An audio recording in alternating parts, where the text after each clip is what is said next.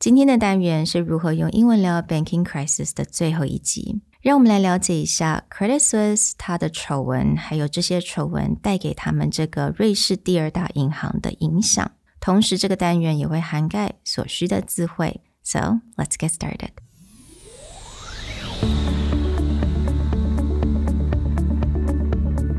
Hello, 欢迎来到 Executive Plus 主管与沟通力的 Podcast.I'm Sherry, an educator, certified coach, and style enthusiast. 我相信专业有效的沟通是语言跟逻辑的完美结合。And I'm Nick, a startup consultant, corporate trainer, and late-night gaming junkie. I believe great communication requires the right mindset and solid frameworks. 我们希望带给大家职场英语的技能、跨文化沟通技巧与其他能帮助您成为出色领导者的工具。Join us each week as we share our experience, research, and methodologies to take your communication and language skills from good to great.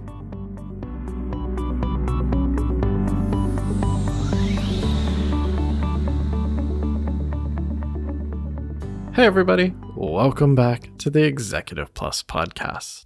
In the last two episodes, we've talked about all the names and things that you need to know to talk about the banking crisis. But in this episode, we're going to share some of the stories that took down Credit Suisse. Why? Because in our research, this is probably the most fun that we had, looking at all the dirty little secrets and scandals that took down a banking giant. So today's episode is more about sharing the things that we enjoyed the most learning, giving you some vocabulary and phrases that may not have a lot of use in your daily life, but they're great in the back pocket when you want to understand what in the world happens in the financial world and why do most people get very critical or skeptical about how financial companies work. 没错，在我们做这些 research 的时候，我就发现啊，你要讲 Credit Suisse 它为什么到现在是必须要被另外一个大银行去拯救，也是因为它很多的丑闻。那这些丑闻呢，真的你好像没有办法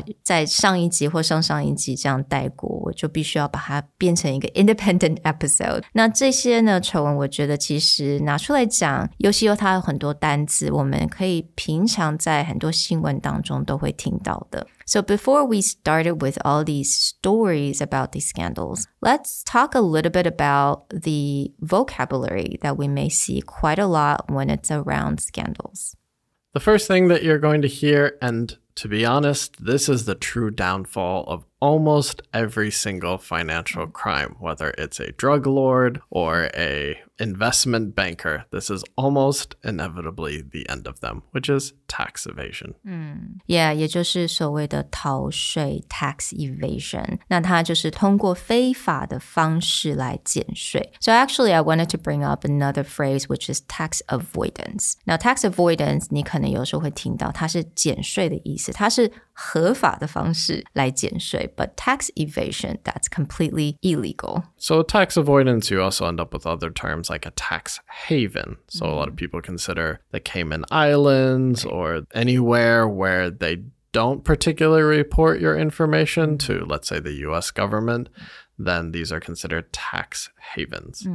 那下一个单字呢，你可能也会常常听到 money laundering， 也就是我们所谓的洗钱或者是洗黑钱。Essentially, if you are moving money around a lot of different places, another term often tied to this is what we call a shell corporation, which is when someone opens a company whose entire job is to receive and put out money, the company doesn't do anything. We actually call that a shell, kind of like a seashell that you see on the beach or something. Its job is just to cover what's going on. 那下一个单字，这个也是一个等于说是非常 general term， 它会涵盖很多的不同的行为，就是 fraudulent activities， 犯罪或者是诈欺的行为。And a specific type of fraudulent activity we call racketeering. Now, racketeering is a great word if you ever watch any kind of mafia movie. This word comes up all the time. Racketeering is basically dishonest and fraudulent business dealings. So you watch any kind of mafia movie, The Godfather, or a TV show like The Sopranos,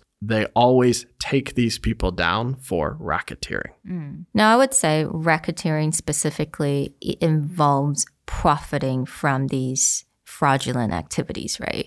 所以它绝对是跟钱所相关的，那就是中文的话就是勒索啊，或者是诈欺、诈骗这样。So you'll often hear two terms put together, like fraud and racketeering. The main difference between this is fraud is the act of stealing or removing someone's money. Racketeering as a charge is specifically that you made profit by stealing money from this person. So if, let's say, someone is a middleman that they help steal the money, but they're not actually making that money, that would be fraud. But in the case of someone who is the kingpin, the kind of the top who gets all the profits based on stealing this money, that's racketeering. Now the next one, allegation, 也就是指控. And you get to see this quite a lot as well. An allegation is something that you're going to hear a lot in the news, especially concerning former US President Donald Trump, who is currently going through indictment. This term is going to be all the time, allegedly, or the allegations against him, which means someone has a claim that something illegal has happened, but they have not presented proof, or a court has not decided whether it is true or not. Yeah, I feel like it's usually there are proofs, but it's just that the court hasn't decided what they wanted to do with it. Right. Now, the next one, which is very relevant to today's story, which is corporate espionage. I love that word. Espionage. Yeah, espionage is a term that's connected to spying. Yeah. So you'll see espionage for James Bond or any other kind of MI6, Mission Impossible, all of these different spy games. Corporate espionage is specifically to spy or to steal information from a company. Now, the next two verbs we may see a lot as well, which are contravene and breach. Contravene, meaning you go against an order of law or a code of conduct. So it doesn't always have to be something illegal. It could just be like the guidelines of a company. This would be contravene if you go against them. Like, for example, I would say 我们前2年嘛 COVID 刚开始 COVID 发生的时候我们有非常 strict guidelines, right? So I would say maybe at a time if you contravene with the COVID law, then you will get fined a lot of money. And that could have been either a government law or that could even be your own company may decide there's certain fines for doing things the wrong way. Breach just means to break or to go beyond something. So security breach, you'll hear quite often. Right. All right, so before we talk about the scandals, I just want to quickly talk about the different components of any, bigger bank, these type of private banks. For Credit Suisse, wealth management, asset management, investment management, and domestic banks are the big 4 parts that make a lot of money for this bank. And in the case of many Swiss banks, wealth management is really, really important because although it is not tax avoidance or a full tax haven, because of the privacy laws in many Swiss banks, things like Credit Suisse, UBS, have a tendency to attract wealthy people because they don't want a lot of information about their money movements to get out. So this is why wealth management has become such a huge part of the Swiss banking system. 那为什么有钱的人就是这么喜欢这些 Swiss banks? For one, they kind of covered that Switzerland 它有一些 very interesting secrecy law that actually protects their privacy. 那当然 wealthy clients, that's something they would really prefer. 那接下来也是因为 Swiss francs 它非常的 stable. Swiss francs is really one of the most stable currency out there. And then with these private banks, they definitely offer the concierge service. 它的这种非常的 luxury 的这些服务，我相信有很多不同的 bank， 它只要是 wealth management 的话，他们都会提供像这样 service. Let's jump into the stories. And the first story, starting in 2019, is a story of where what should be friendship and good coworkers becomes a tale of corporate espionage. Right. 我看了很多的 scandal 当中，我们今天就只讲到2019年到2022年的 scandal. Talking about the scandal, we call it the Spygate, right? 我们刚刚讲到这个 corporate espionage 就是这跟公司相关的这种间谍的这些行为。It all started with the chief executive at the time. 那个时候的 CEO 他的名字叫做 Tidjane Thiam。那人家就形容他是非常风度翩翩啊，然后你看他穿衣服的样子，都会觉得 Oh my God， 好像在 GQ magazine 的那种 cover 那种感觉，好像是那种 James Bond movie 里面的 character。Even his name sounds like a movie, you know. And 那个时候呢，他就带进了一个他当时很信任的人。那这个人呢，他以前是在 E&Y, which is Ernst & Young, the Big Four accounting firm. 他是在里面当一个主管。那他就把这个人带进来，那这个人的名字叫做 Iqbal Khan。他把这个人带进来呢，让他去 manage 他们的 international wealth management。Now, Iqbal Khan 他也是一个非常 ambitious, aggressive. He's definitely had that banker look to him. 那你会想说 Tidjane Thiam 把这个人带进来，因为他们是很好的朋友吧？ I think maybe they started off as a really good friend, 因为 Iqbal Khan actually he bought a house right next to Tidjane Thiam in a very expensive area in Zurich. So what happened is that when you first bought a house, right, you would do a lot of construction, right? I think everyone hates construction because it's constant and it's on weekdays and weekends. And it was allegedly, he was trying to build even bigger house than Tidjane Thiam. And that kind of made Tidjane Thiam a little bit annoyed. Basically, this quickly becomes a battle of egos where it's like, I'm the CEO, I brought you in, and now you want to build a house next to me that's even bigger than mine. And of course, this does not just stop with the two coworkers. Their spouses get involved and start having huge arguments. Well, in the middle of all this, Khan actually gets poached by UBS. And because he is the head of one of the most important departments, international wealth management, of course, one of the first things he does is start potentially bringing his clients over to UBS. Yeah, for any banks, he not supposed to, right, bring clients to another bank. However, if you've been to Switzerland, it's a very small place. Now, Tidjane Thiam 刚开始已经觉得很不爽了 right? 他们的 partners 也吵过架了 So now he allegedly, now 这个还并没有被证实 就是 Credit Suisse 的某一些主管们就开始找了一些 spies. They got these spies to actually follow Iqbal Khan around. And there was an incident where Iqbal Khan actually found out and he got out of his car on the street and actually confronted the spies. So this is where these stories of corporate espionage really start to take off. Whereas what information is Khan taking over to other banks? And now that supposedly Credit Suisse is spending spies to follow him and look into his whereabouts, what he's doing. Now this becomes more than just these two people having an argument. This now looks like banks trying to take on banks. And as Sherry pointed out, this is a small country. This is not a huge city. Everyone in the financial world, because it's the top industry there, knows each other. And it just becomes this huge scandal where it's like, should this just be a feud of neighbors? Or is this now a bank against bank kind of system? Right. By this time, people are thinking that what is happening? Swiss banks 应该要是有很安全的感觉, but there's something wrong with the culture. Actually, that leads to the ousting of Tidjane Thiam. So 他好像在这个 CEO 的这个 position 不到1年吧，他在2020年就被踢出去了。And unfortunately for the person who took his job, he got about 3 weeks before COVID hits and Switzerland goes into lockdown. Yeah. Now the next scandal, actually 在2021年这一年当中有2个非常大的 scandal. The first one is called the Green Seal. The Green Seal scandal, basically it's at the time in 2021, Credit Suisse, they're really pushing hard on their wealth management clients to invest in Green Seal Supply Chain Fund to around $10 billion.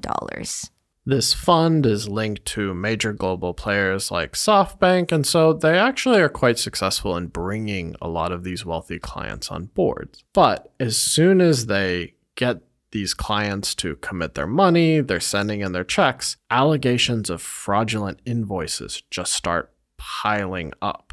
And what this means is that a lot of the people investing into the fund and then a lot of regulators are starting to look at the fund and it completely unravels. Yeah. And all the bonds or all of the shares that the wealthy clients invested in start to disappear. Obviously, people are not happy about the situation. 那这个时候的 stock price 就开始往下跌了。But then you have another bigger scandal, which is the Archegos Capital Management. Archegos Capital Management 它是在纽约的一个所谓的 family management business. 那它在2021年它的 founder his name is actually Bill Huang. 那这个人呢 he placed a large bet on a few stocks using huge leverage, 160 billion US dollars. 但这个时候呢，当 Archegos Capital Management 当它已经 unraveled, bankrupted, the large banks are caught in this scandal. 那这个时候大概有四五家银行受到很大的影响 UBS, Morgan Stanley, Credit Suisse, and I think it's called Nomura, another bank. 但是 Credit Suisse 在这个 scandal 当中 they lost $5.5 billion. So in between the previous one, the Greensill, pulling their wealthy clients in, plus now the actual assets of the bank at 5.5 billion, these two scandals in the same year basically have all public investors completely lose faith in the bank, and the bank stock price just crashes. Yeah. And they even have clients preparing lawsuits over it because, you know, they lost a lot of their hard-earned money. And so basically at this time, Credit Suisse, the morale is down, you know, the company culture isn't really in question. 基本上在2021年到2022年，你会觉得说，他们应该要开始要重建他们的形象吧。You should really rebuild the image. However, another new CEO came, which is Antonio Horta Osorio. 那这个 CEO 呢，他是标准的一个 banker. 那 he looks like someone from the Bond movie. He's Portuguese, and he's at Credit Suisse for less than a year. So that's now 3 CEOs in and out in 3 years. Exactly. 他到底做了什么事情呢? So basically, he didn't really fix the company culture, but he actually still made it worse. So allegedly, he took the jet and he flew it around. Actually, his home is at Lisbon. So it seems like he constantly would take his jet like around the world back to Lisbon. 那个时候在 COVID-19 的时候呢，他还飞来飞去，然后可能从 Zurich 还飞到英国啊，去看一个网球比赛。So he actually contravened the UK COVID law twice within like a 6 months period. 所以这个时候真的是对他们来讲，这个文化受了打击，非常的大。Essentially, this all finally leads to what you've been reading about in the last month. Credit Suisse is no longer solvent. Investors don't believe in it. Their main and largest investor is at a limit of how much money that they can put back. And even if they could put in more money, would they want to go through the hoops to do that? And now you end up with the news that UBS acquires Credit Suisse with $3.2 billion, which compared to the fact that they lost $5.5 million in 2021, plus another $10 billion fund, of which a large part of their wealth management clients, $3.2 billion is a steal. Yeah. UBS is basically getting them for next to nothing. And of course, at the risk of having to rebuild the image, maintain the clients, and get confidence back in what that system can do. But when you look at the scandals over the past 3 years, what has happened, this is an amazing deal for UBS. Yeah. So I really hope you guys enjoy these 3-part episodes of how to talk about the banking crisis. 希望大家从这3个单元了解很基本的一些 vocabulary 还有基本的知识 and then I really encourage you to get engaged with people about these conversations, ask questions, give your feedback, and really hope you guys have fun listening to these. If you enjoyed this more narrative style podcast or looking at how we tackled the banking crisis series in these 3 parts, let us know through email or through any of our social media channels. We would love to know how you feel about this style of episode, and we'll talk to you guys next time. Bye. Bye.